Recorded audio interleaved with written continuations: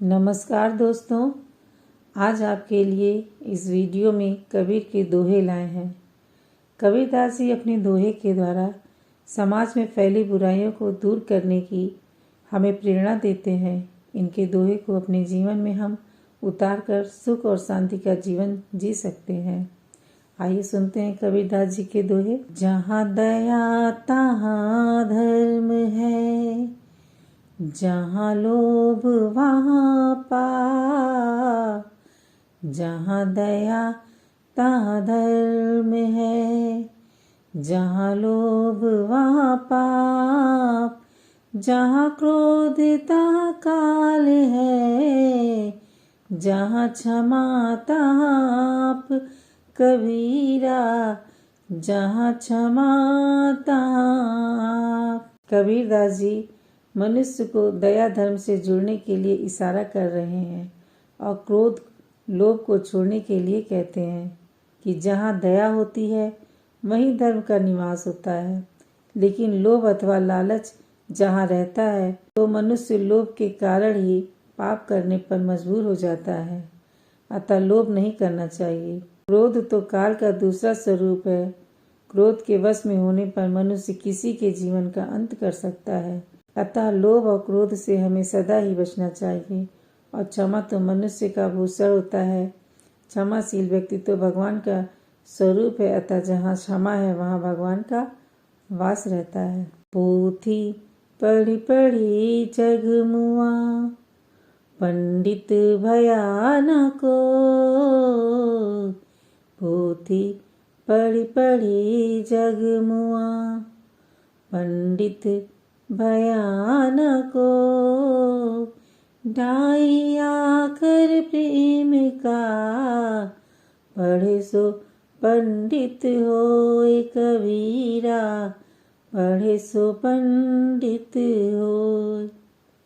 कबीरदास जी कहते हैं, बड़ी बड़ी पुस्तकें पढ़कर संसार में कितने ही लोग मृत्यु के द्वार पर पहुंच गए, पर सभी विद्वान ना हो सके। कबीरदास जी कहते हैं कि यदि कोई प्रेम या प्यार के केवल 2.5 अक्षर ही अच्छी तरह पढ़ ले, अर्थात प्यार का वास्तविक रूप पहचान ले, तो वही सच्चा ज्ञानी है। जाति न पूछो साधु की, पूछ लीजिए ज्ञान।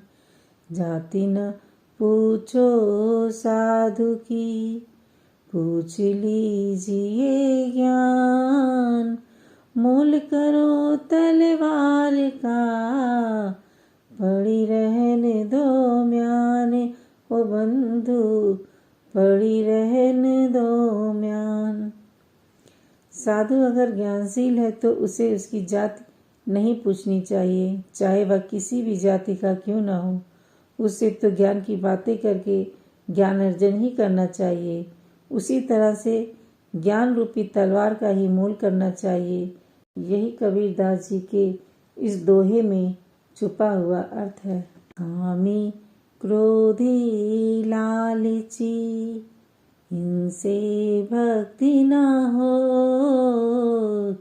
कामी क्रोधी लालची, इनसे भक्ति न हो।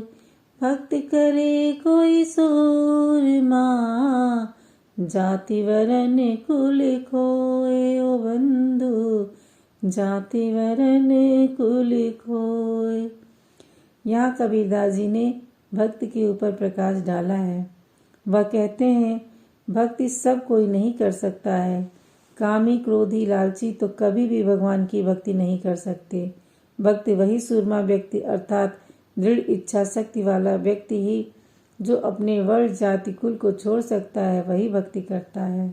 ऊंचे कुल का जन्मिया, करनी ऊंची न हो।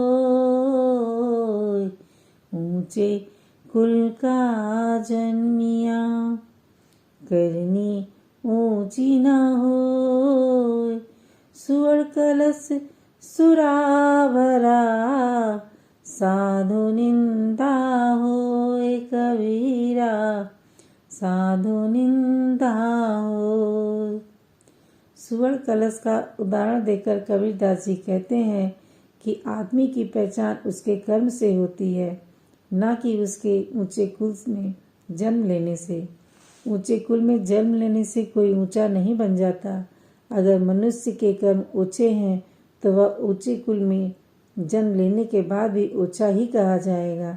जैसे सुवर्ण के पात्र में और सोने के बर्तन में सुरा अर्थात मदिरा भर देने से उसकी महत्ता खत्म हो जाती है तथा उसकी निंदा होती है। कुटिल वचन सब से बुरा, जासे होत न चार।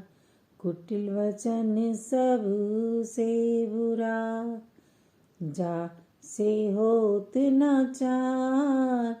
साधु वचन जल रूप है, बरसे अमृत धार कबीरा, बरसे अमृत धार।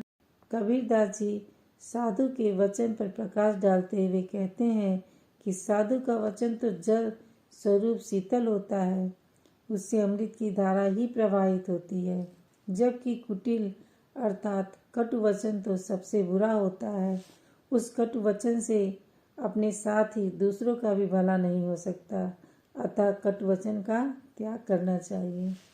धन्यवाद दोस्तों। आपको हमारा वीडियो अच्छा लगा हो तो प्लीज़ हमारे चैनल को सब्सक्राइब करिए, लाइक करिए, अपने दोस्तों के साथ शेयर करिए और साथ में लगे बेल आइकन को प्रेस करिए, जिससे आने वाली ढेरों वीडियो हम आपको दिखा सकें। Thank you.